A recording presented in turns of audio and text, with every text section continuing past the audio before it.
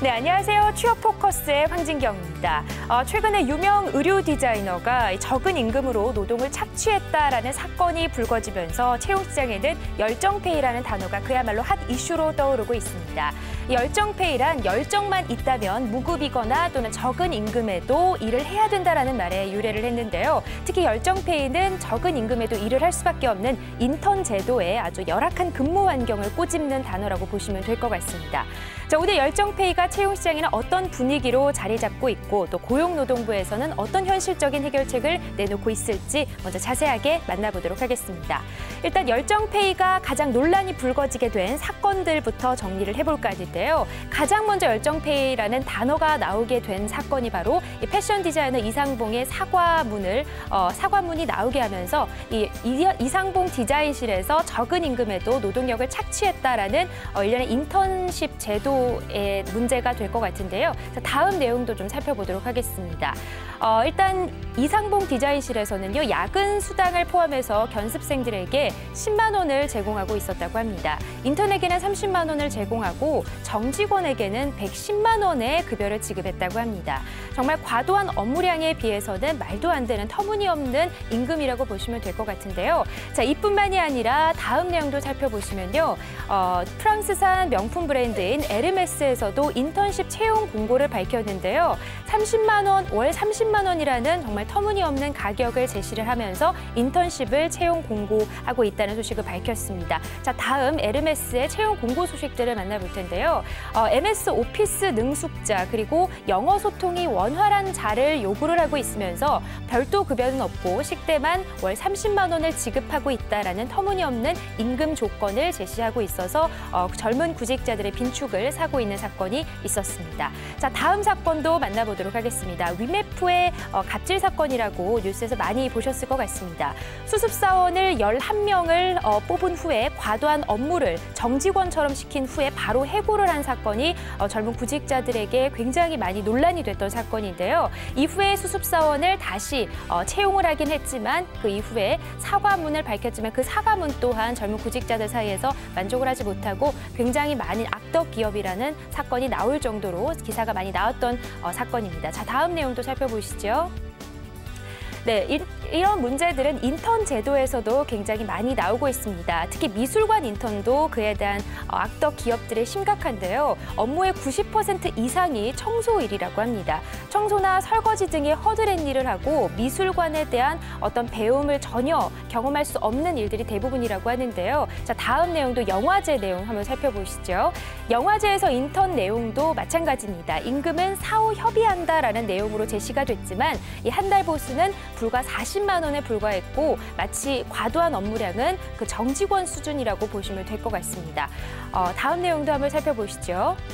이제는 인턴 경험자들의 얘기를 좀 살펴보도록 하겠습니다. 현장 경험이 필요하다고 생각해서 정말 경주마처럼 열심히 살았지만 값싼 인력으로 회사에 좋은 일만 해주는 것에 불과했다라면서 불만을 토로하고 있습니다. 자, 다음 인턴 경험자의 말도 들어보죠. 자신은 이 인턴뿐만 아니라 오히려 영화제나 또는 미술관에 종사하고 싶어서 인턴 제도에 신청은 했지만 다시는 관련 분야에 종사하지 않을 것 같다라는 말을 하면서 관련 분야에 대한 부정적인 의견을 내놨습니다. 자, 이렇게 계속 인턴 경험자들의 얘기를 들어봤고요. 자, 다음 내용도 한번 살펴보도록 하겠습니다. 자, 열정페이가 논란이 되게 된 가장 큰 이유는 아마 고용인과 피고용인의 모두의 문제가 아닐까라는 생각이 드는데요. 젊은 인력의 노동력에 합당한 대가 지불을 일단 고용인 입장에서는 회피하고 있는 분위기고요. 피고용인 입장에도 사실 마찬가지입니다. 자신의 가치와 또 그동안에 쌓은 실력을 정당하게 요구하지는 못하고 오히려 너무나 많은 지원자들이 있기 때문에 수동적인 태도로 대하기 때문에 열정페이의 악순환의 고리를 끊지 못하고 있는 것이 아닌가라는 생각이 듭니다. 자, 다음 내용도 만나보시죠. 하지만 최근에는 그래도 다행이라는 분위기가 드는 게 청년들의 의미 있는 반항이 계속되고 있다는 것입니다.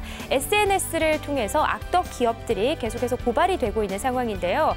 이제는 이 젊은 구직자들도 의뢰의 위치에서 머물지 않고 나의 가치를 정당하게 인정받겠다는 목소리가 높아지고 있는 분위기입니다. 특히 SNS를 중심으로 청년들의 외침도 굉장히 커지고 있는 상황이어서 이런 부분들이 악덕 기업에 대한 서서히 고발하는 상황이 벌어지면서 불거지면서 대중들에게도 열정페이에 대한 문제점이 하나둘씩 수면 위로 올라오고 있는 상황입니다. 이제는 경험이 곧 자산이라고 생각하면서 무급 또는 박봉에도 정말 열심히 일했던 우리 젊은 구직자분들이 이 악덕 기업을 서서히 고발하면서 대중들도 이제 열정페이에 대한 문제를 뜨거운 감자로 생각하고 있습니다. 이런 악덕 기업들은 젊으면 돈을 주고 살 수는 없지만 이제는 젊은이들은 헐값에 주고 살 수 있다라고 보는 모양이다 라면서 젊은 구직자들이 말을 하고 있고 빈축을 사고 있고요. 이런 분위기도 이제 대중들에게까지 알려지면서 과연 채용 시장에서 열정페이를 어떻게 받아들이고 또 고용노동부에서는 어떻게 받아들이고 제도가 현실적으로 나오게 됐는지에 관심이 모아지고 있는데요. 자, 다음 내용부터는 고용노동부에서 어떤 현실적인 대책을 내놓고 있는지 좀 자세하게 살펴보도록 하겠습니다. 네, 일단 열정페이가 가장 큰 문제로 떠오르게 된 건요. 이 과도기 노동에 대한 단어의 정확한 정립이 없었던 것 같습니다. 과도기 노동이란 이 한 회사에 정규직으로 채용되기 전까지의 노동 기간을 의미하는데요. 약 3가지의 단어로 분류를 해볼 수 있겠습니다. 먼저 첫 번째 단어 만나보실 텐데요. 시용입니다. 첫 번째는 이 정식 근로계약을 체결하기 전에 평가의 목적으로 시험 고용하는 기간을 의미합니다. 일반적으로 취업 규칙이나 또는 단체 협약에서는 그 기간을 3개월로 정해놓고 있는데요. 너무 긴 사용 기간은 사실 평가라는 취지에는 맞지가 않겠죠. 그리고 기간이 명시되어 있지 않으면 노동자의 지위가 매우 불안정하게 되는 것이 사실입니다. 사실 이 시용을 악용하는 악덕 기업들은 3개월이 아니라 6개월 또는 1년으로도 장기간 이 시용이란 단어를 쓰면서 정규직으로 채용하고 있지 않아서 문제가 되고 있는데요. 자, 다음 내용은 두 번째입니다. 바로 수습이란 단어인데요. 수습도 과도기 노동의 한 가지 일종입니다. 정식 채용 후에 노동자의 직업 능력을 양성하기 위한 기간이라고 보시면 되는데요. 사실 수습 노동자들에게는 근로기준법이 전면적으로 적용이 됩니다.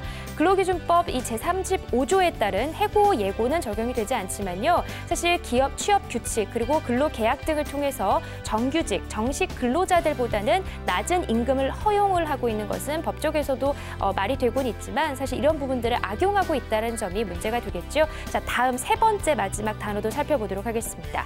인턴 제도입니다. 이 열정페이가 가장 큰 문제가 되는 이 노동 기간이 바로 인턴이라고 보시면 될 텐데요. 사업장에서 교육 또는 연수, 훈련 등을 받는 일을 인턴이라고 정해놓고 있습니다. 하지만 인턴이라는 법적 용어는 정해져 있지 않고요. 경력에 도움이 되면 조건이 열악해도 하고자 하는 이들이 많은 것이 특징이기 때문에 그만큼 열악한 상황이라고 보시면 될 것 같고요.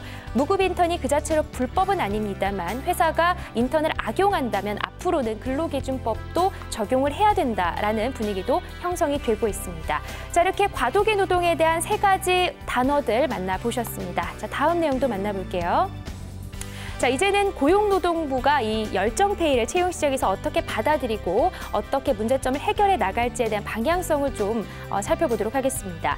일단 고용노동부 관계자는요, 수습 인턴 직원이나 아르바이트생들에게 턱없이 낮은 임금을 주는 이 불법 관행이 자리 잡지 못하도록 앞으로 150여 개의 사업자들에 대해서 근로감독을 우선 시행할 계획이라고 밝혔습니다. 자, 다음 내용도 살펴보시죠.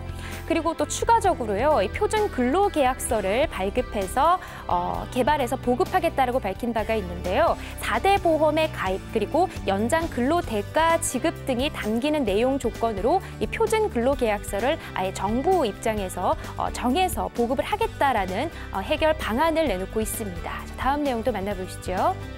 자, 인턴 수습 사원 교육 기간은 과연 언제까지로 정해질지에 대한 고용노동부의 입장인데요. 이 별도의 교육 프로그램을 만들어서 운영을 하면 그에 대한 어떤 악용하는 부분들이 사라지지 않을까라고 내놓는 입장입니다.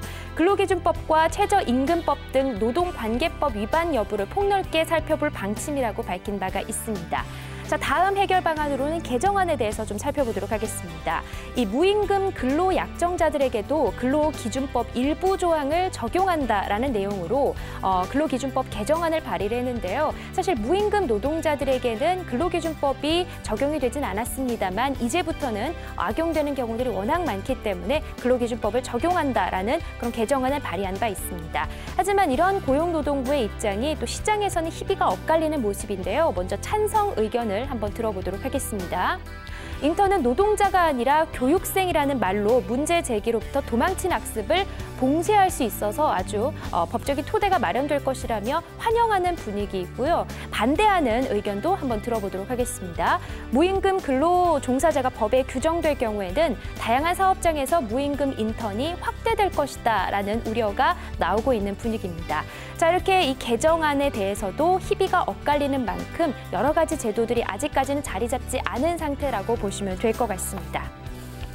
자, 이제 인턴을 법적으로 보호하는 여러 가지 제도들이 만들어지고는 있지만요. 오히려 무임금 인턴 제도가 확대될 수 있다는 우려도 사고 있고 또 인턴 제도를 아예 뽑지 않겠다라는 사업장이 늘고 있다라는 그런 우려도 사고 있습니다. 인턴생을 교육생으로 보느냐 또는 근로자로 보느냐에 대한 법적 제도도 굉장히 이슈가 될 것 같은데요. 그동안 수많은 인턴생들이 열정페이에 파묻혀서 노동 착취를 당했지만 어쩔 수 없이 스펙 때문에 또 지원자들이 대거 몰릴 수밖에 없었던 그런 어쩔 수 없는 안타까운 현실입니다.